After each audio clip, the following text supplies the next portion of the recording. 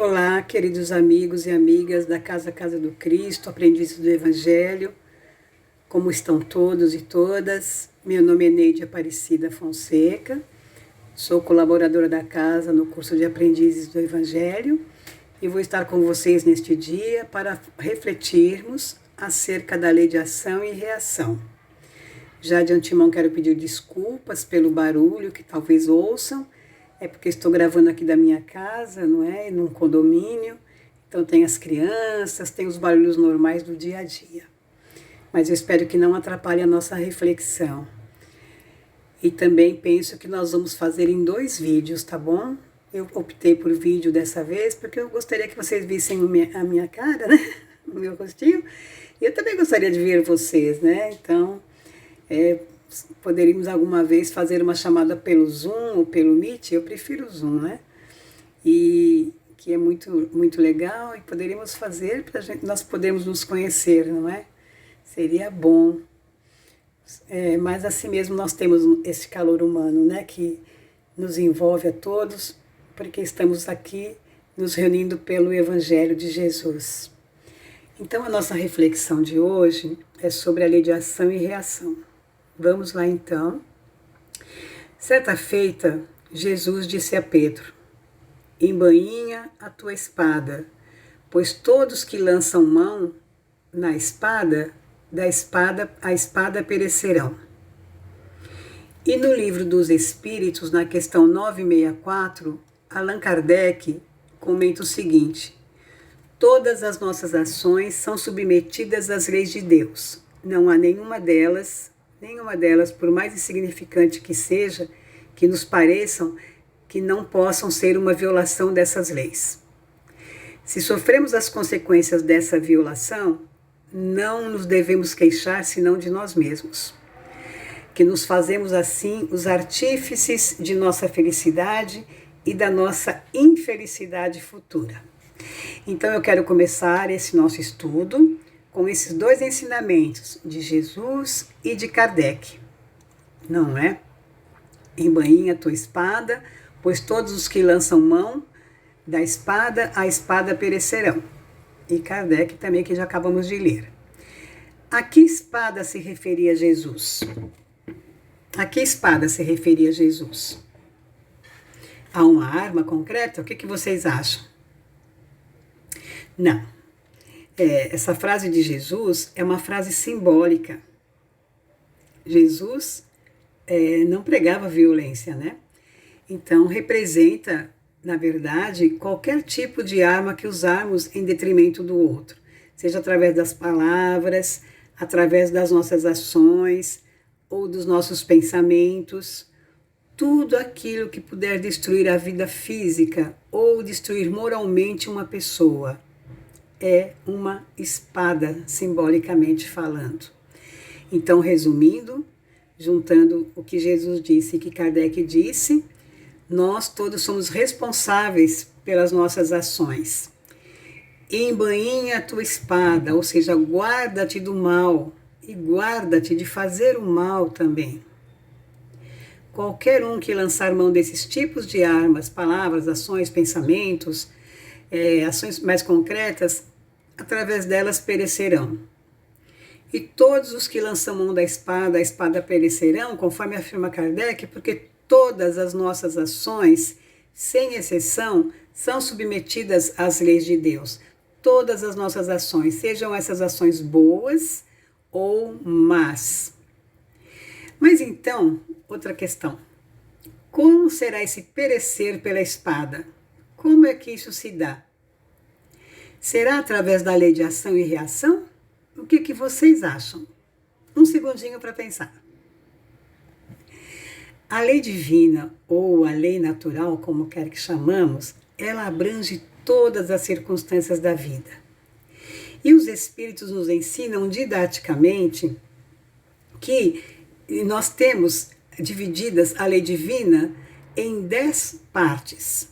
Essas 10 partes são: lei de adoração, lei de trabalho, lei de reprodução, lei de conservação, lei de destruição, lei de sociedade, lei de progresso, lei de igualdade, lei de liberdade e a lei de justiça, amor e caridade. São 10 didaticamente divididas, a lei divina ou a lei natural, que é para que nós possamos entendê-la melhor.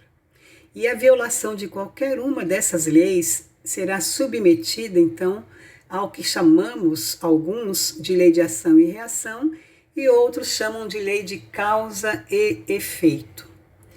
Então, agora, neste momento, eu quero convidar a todos vocês para que reflitamos profundamente acerca da lei de ação e reação, e acerca da lei de causa e efeito. A lei de ação e reação, ela foi criada pelo físico, astrônomo e matemático inglês chamado Isaac Newton. Essa lei diz o seguinte: toda ação toda ação causa uma reação e a ação e a reação são iguais e opostas.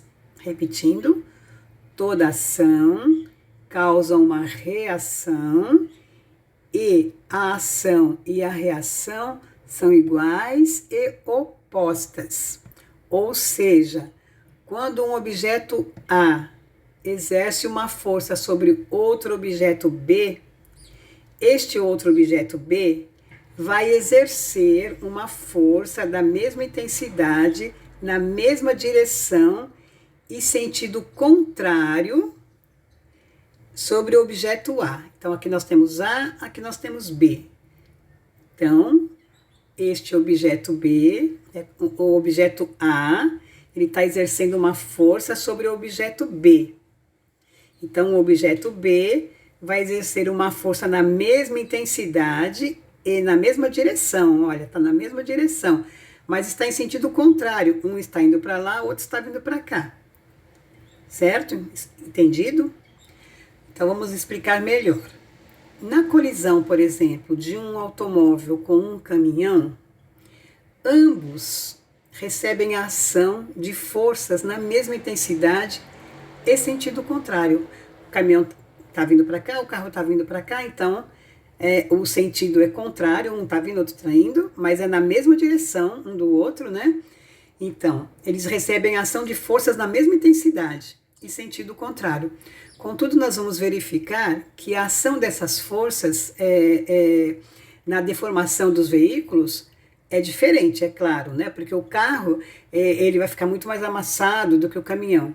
Este fato ele ocorre pela estrutura dos veículos e não pela diferença da intensidade de forças. A força é sempre a mesma. A intensidade é que vai ser diferente, né? É que vai ser diferente a intensidade de um para com o outro. Então, esta é a lei de ação e reação. E Isaac Newton, ele criou mais 2 leis, todas assim, se referindo a isso. Essas 3 leis de Newton, elas têm uma base fundamentada na mecânica clássica. Essa lei, então, de ação e reação, junto com as outras 2 leis, são para explicar a dinâmica que envolve o movimento dos corpos. Né? Qualquer corpo, uma garrafa, um abajur, um livro, qualquer corpo, um corpo sólido, né?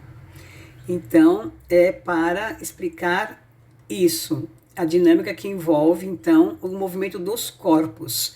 Portanto, é uma lei para as coisas da matéria, para as coisas materiais, sólidas, que nós podemos pegar. Então, após essas explicações, vocês acham que quando Jesus disse, embainha a tua espada, pois todos os que lançam mão da espada, a espada perecerão, vocês acham que isto que Jesus disse tem a ver com a 3ª lei de Newton, ou seja, a lei de ação e reação? Vocês acham que tem a ver? Pensem. Se a lei de ação e reação fosse uma lei para as relações humanas, o ofendido teria que ter uma ação e uma reação igual, na mesma intensidade que o seu ofensor. Isso não se pareceria mais com uma vingança? Onde estaria o perdão tão explicado e vivenciado por Jesus? Ele mesmo não disse na cruz: Pai, perdoa-os, eles não sabem o que fazem. Aonde ficaria o perdão? Aonde ficaria o amor apregoado por Jesus se na nossa vida nós aplicássemos a lei de ação e reação? Então, por isso, embora nós os espíritas, costumamos usar muito essa palavra lei de ação e reação para explicar determinados fatos, nós caímos num equívoco. Porque, na verdade, nós não vamos encontrar em nenhum livro da codificação o codificador se referindo à lei de ação e reação. Nenhum livro da codificação. Nós vamos sim encontrar o codificador lá na questão 4 do livro, do livro dos Espíritos, não é? Falando que não há efeito sem causa.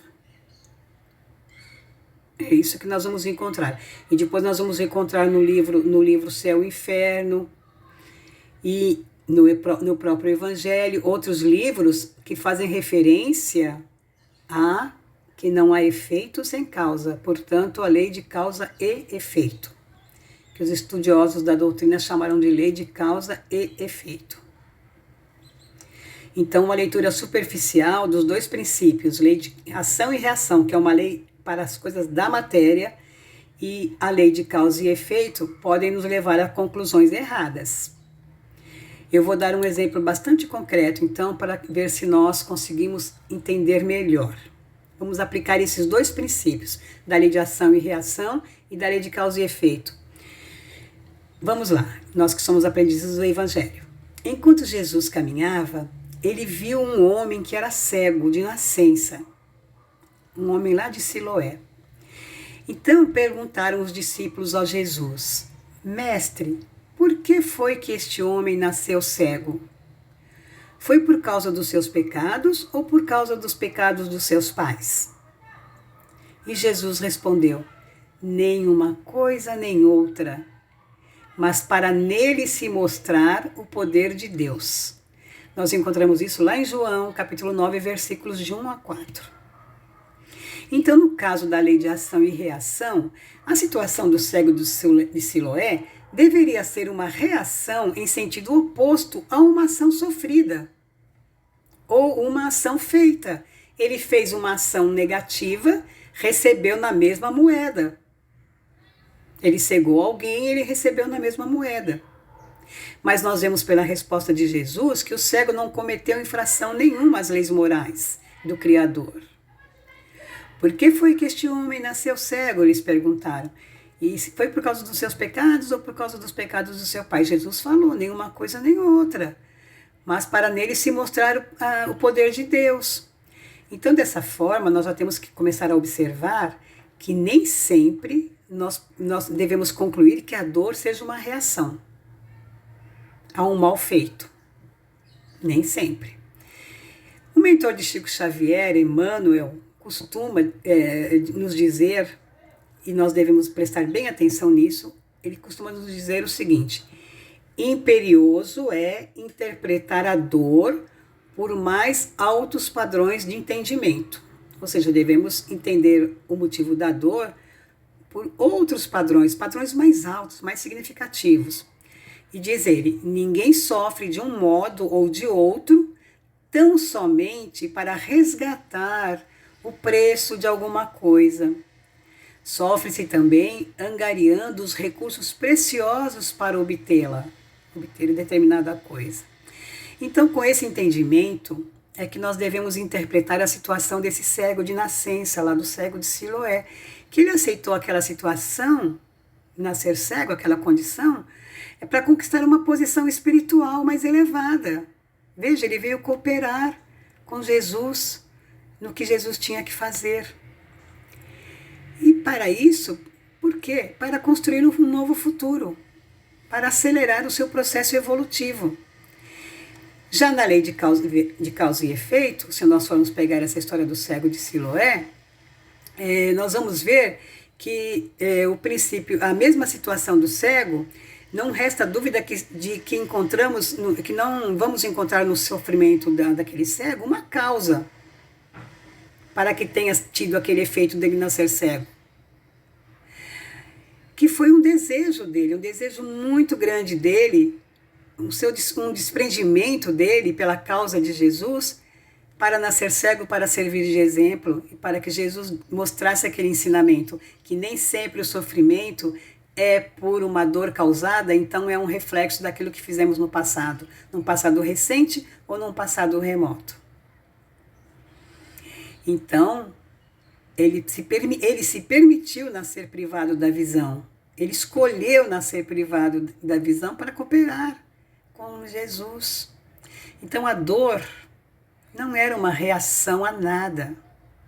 A dor dele de ser cego era a própria ação dele. Ele escolheu aquela ação para auxiliar Jesus. Então ele sofreu pela causa. Ele não sofreu por causa de alguma coisa. Ele sofreu pela causa de Jesus. E com isso ele angariou um grau evolutivo mais rapidamente. Nós também poderemos fazer isso. Em nossa encarnação, escolhermos passar por determinadas dores, não porque merecemos aquela dor, porque fizemos algo, isso ou aquilo no passado, mas para podermos evoluir mais rapidamente. Então, como já dissemos, Allan Kardec, ele adotou o princípio de causa e efeito, e não de ação e reação, para estudar e explicar as razões da dor e das aflições. Então, se não for um caso desse de escolha para cooperar com a evolução do nosso próximo mais rapidamente, e assim nós mesmos também evoluímos mais rapidamente, a dor e as aflições da vida podem ter sim uma causa. E aí, então, nós vamos ver o efeito dessa causa, e não uma reação a uma ação cometida. A lei de ação e reação é para as coisas materiais, coisas sólidas, objetos, né? Então, a lei de ação e reação, se aplicada à pessoa, seria como a pena de talião, olho por olho, dente por dente. E como disse Gandhi, se assim fosse, nós todos, o mundo todo acabaria cego e desdentado. Olho por olho, dente por dente. Né? Porque a cada ação nossa, ação ruim nossa, corresponderia a uma reação igual, no mesmo sentido, contra nós, então acabaríamos todos cegos. Porque se eu machuco alguém de forma grave, esse alguém tem o direito de me machucar na mesma forma grave, nós ficaríamos nisso, vai e volta, vai e volta, vai e volta, e nunca terminaria, se tornaria um círculo vicioso, né? E vocês imaginam, Deus permite que um filho seu nasça para matar um outro? Pense nisso. Aí aquele que matou vai ter que nascer para o outro matar ele e vai ficar assim, ad eterno? Isso é a lei de ação e reação, se existisse, para o espírito em evolução. Mas o que nós vemos é a lei de causa e efeito. Então nós precisamos entender que a lei de ação e reação e a lei de causa e efeito tem um princípio semelhante, contudo são leis diferentes, bem diferentes. Cada uma delas se processa de forma completamente diferente uma da outra. Mas aí vocês vão me dizer assim, mas tem um livro espírita chamado A Ação e Reação, do André Luiz. Verdade, tem um livro chamado Ação e Reação, de André Luiz, que lá no capítulo 7 deste livro, ele diz assim: o karma é uma expressão vulgarizada entre os hindus, que em sânscrito quer dizer ação. Então, karma quer dizer ação em sânscrito. A rigor, esta ação designa causa e efeito, de vez que toda ação ou movimento deriva de causa ou impulsos anteriores. Então, André Luiz deixa bem claro, o livro chama Ação e Reação, porque estamos habituados a dizer ação e reação. E eu não estou dizendo aqui que ninguém mais pode falar ação e reação. Pode, mas tem que ter em mente de que quando está falando ação e reação, não está falando de uma reação na mesma proporção da ação. Na verdade, estamos falando de uma causa que vai ter um efeito. Não sabemos qual é o efeito. Mas sabemos que Deus é Pai e não permite que um filho nasça para matar o outro, para prejudicar o outro, né? Então, nós deveríamos, na verdade, usar a nomenclatura certa, né, para não confundir. Mas aqueles que quiserem continuar dizendo lei de ação e reação, tenham isso em mente. Que não é uma lei de ação e reação, como se diz na física, porque senão nós teríamos bastante complicação, não é? Já vimos isso. Então, André Luiz deixa bem claro que este karma, que significa ação, está ligado à lei de causa e efeito, e não ação e reação. Então, resumindo, a lei de causa e efeito, ela está intimamente ligada ao uso do nosso livre-arbítrio. Já a lei de ação e reação não está utilizada ao nosso livre-arbítrio, porque se nós temos que agir igualzinho o outro agiu para conosco no caso do mal, então o nosso livre-arbítrio qual que seria? Se nós não quisermos fazer o mal, nós vamos ter que fazer, porque aquela lei vai ter que ser executada. Agora, a lei de causa e efeito, sim, ela está ligada diretamente ao nosso livre-arbítrio, não é uma coisa automática como é a lei de ação e reação. Então, o livre-arbítrio faz com que nós pensemos.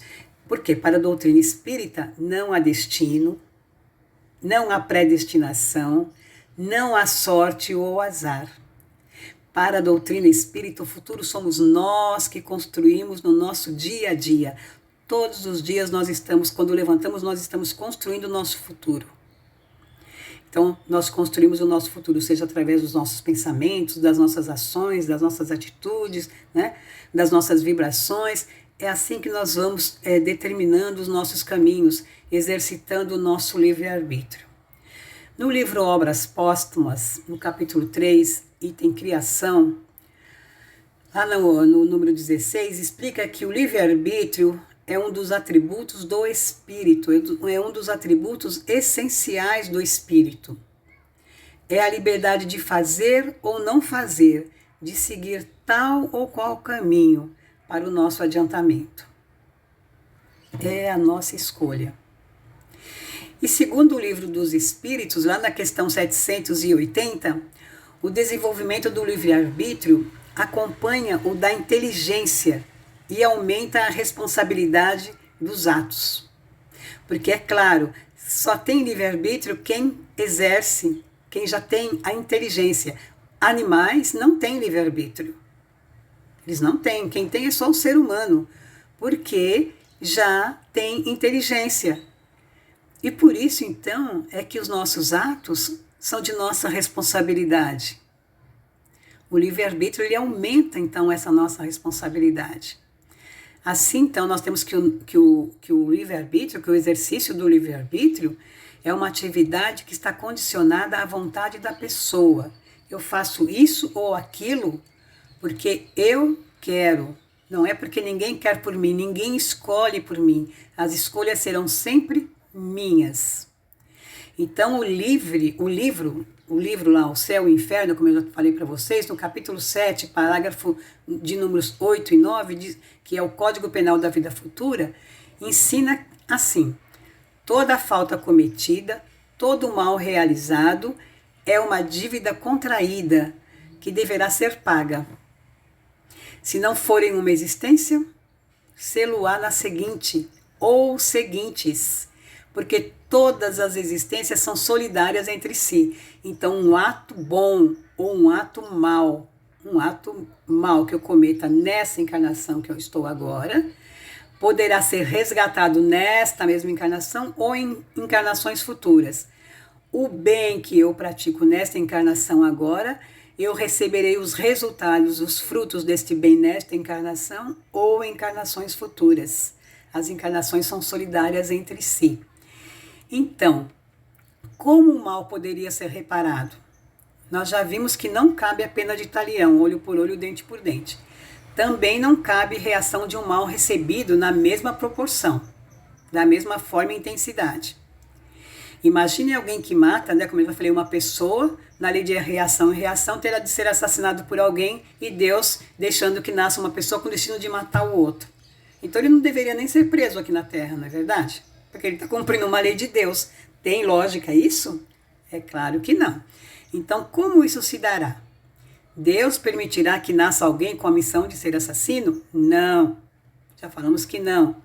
Né? Então, senão isso não teria fim, seria um círculo vicioso. Então, a pergunta: como Jesus pôde afirmar que o amor cobre a multidão de pecados?